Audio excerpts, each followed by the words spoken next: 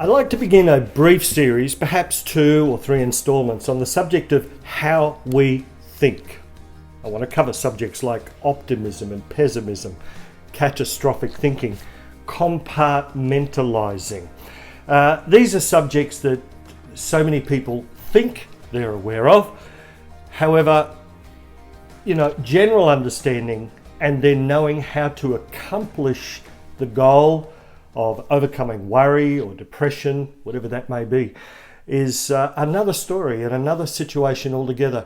I like to talk to people not only about what the problem is or how to understand it, but how to accomplish victory over these besetting situations like worry, depression, anxiety. I'll also be talking about emotional intelligence. Today, I want to begin to discuss the subject of optimism and pessimism. These were two subjects that interested me, more than 20 years ago.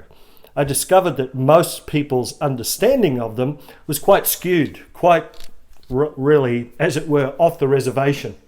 Some people saying to me, well, I'm neither an optimist or a pessimist, I'm a realist. I thought, well, that's not quite accurate either. Some people saying, well, I just worry, that's just me and that's what I do. Well, that's not quite the identity you'd like to have, is it? So allow me to begin. Now, you should know, I submitted this paper, it's just brief, but I submitted these 2 definitions, and then grab a pen and paper because I'll have a brief questionnaire for you as well that you could fill out. It'll be quite revealing. But I submitted this, more than 20 years ago now, to some doctors, some general practitioners, to some psychologists, to see whether or not this was something that they agreed with. Well, not only did they agree, but some of them said they'd like to use it. So I gave them permission to use it. Now, I think it's exciting for us when we get victory in certain areas. I've often said happiness is not pleasure. Happiness is victory.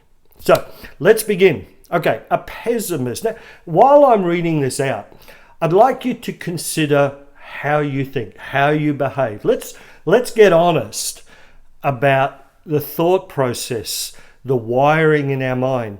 There are neural pathways in our brain that we develop over time. And, we cross those neural pathways regularly and they grow stronger within our lives, in our thinking.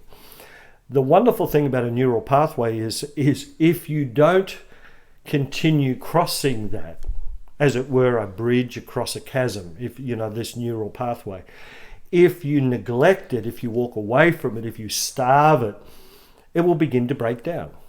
This is something that is important to thinking, is that we reinforce good thinking and we starve, is a good word, negative thinking. Now, it's not just positive and negative here. Sometimes negative thinking is actually more destructive than anything else. Let me read this out. A pessimist. You ready?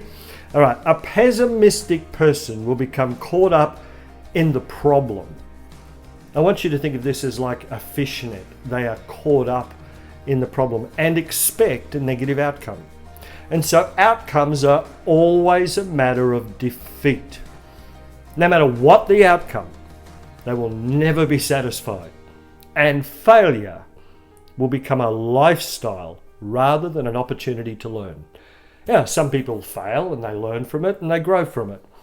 Others fail and learn failure.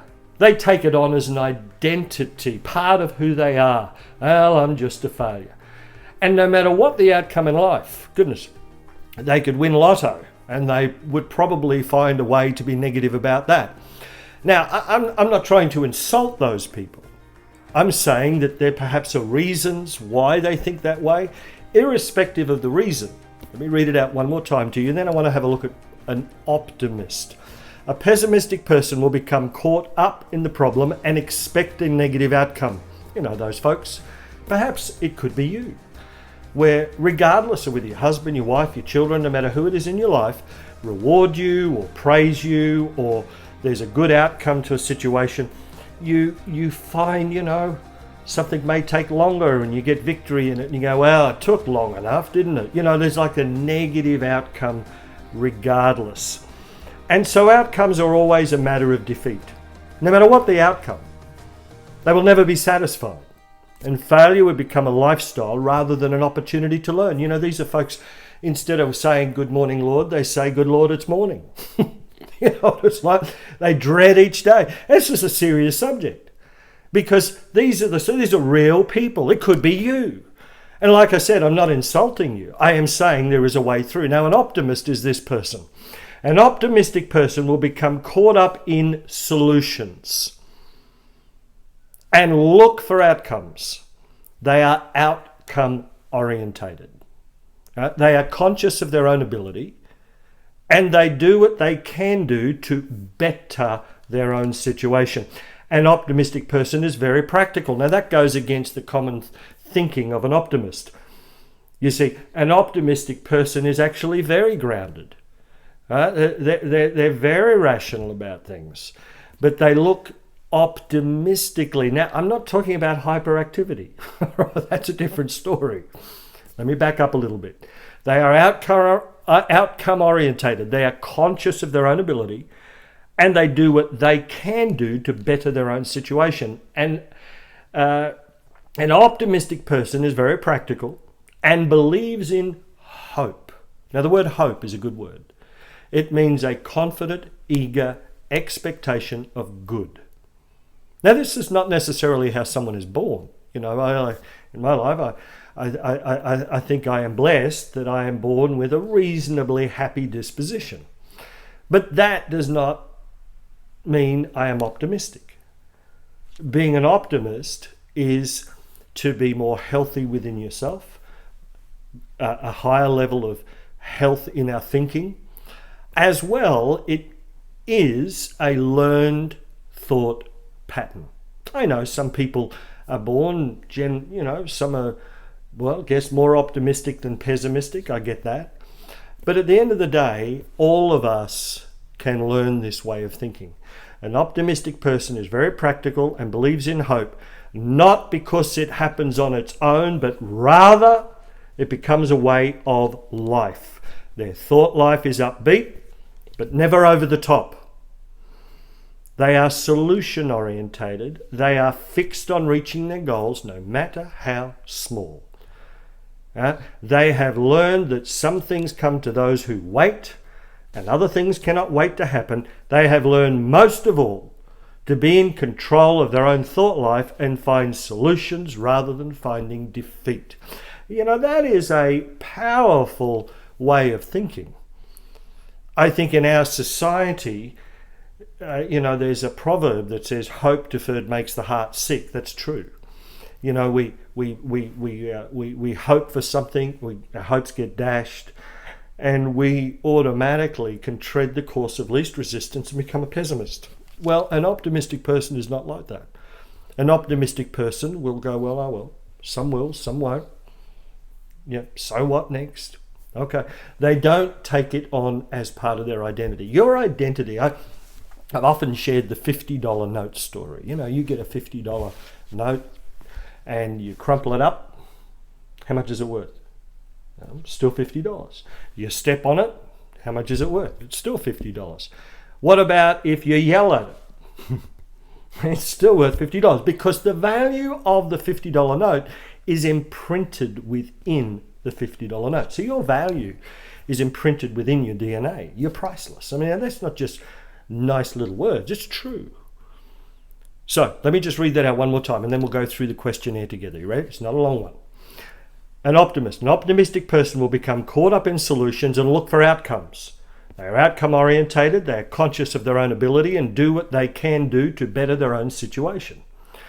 An optimistic person is very practical and believes in hope, not because it happens on its own, but rather it becomes a way of life. Their thought life is upbeat, but never over the top. They are solution orientated. They are fixed on reaching their goals no matter how small. They have learned that some things come to those who wait and other things cannot wait to happen. They have learned most of all to be in control of their own thought life and find solutions rather than finding defeat. Now, when I do the installment on catastrophic thinking and emotional intelligence, that's going to help with this optimistic way of thinking. Now, don't go around saying, I'm a realist, because sometimes that's a cop-out for I'm really a pessimist.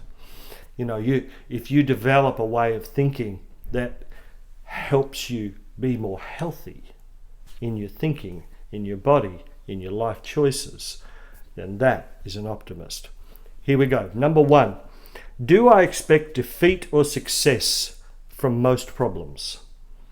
Defeat or success? On a scale of 1 to 10, I am afraid of failure. Scale of 1 to 10, I am afraid of failure. That's number 2. Number 3, when were my greatest lessons in life? Was it from failure or was it from success? Number 4, when I accomplish a task, do I find satisfaction? That's a great telltale sign. Do you find it easy or do you find it hard? Do you find satisfaction in your own accomplishments, easy or hard? Number 5, I am able to learn from my mistakes. Some of the time, most of the time, or never. The word hope means, what does it mean? Well, I'll give you the answer to this one. A confident, eager expectation of good. Number 7, hope has filled my life. Some of the time, most of the time, or never. The last question, I would describe myself as more optimistic or pessimistic. Life is a journey. We often hear this. And growing and developing within. Somebody once said, when should I start? Well, now. Don't be afraid of small incremental improvements in our own thinking. It helps in relationships, in business decisions, at workplace, with the neighbours. How we manage this thought life. I'll just say that catastrophic thinking is dangerous to any of us. This is where we have an array of situations going on in our life, and it's just like an intersection where you've got 4 cars coming in and they all crash in the middle. Nobody gives way.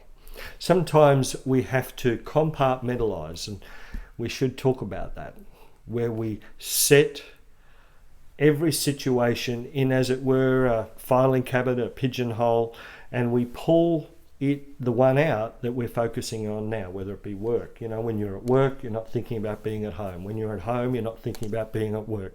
When you're talking with somebody, you're not thinking about the next person, you're thinking about the person you're with. We'll talk more about that another time. But look, consider your ways. I love that. I love that.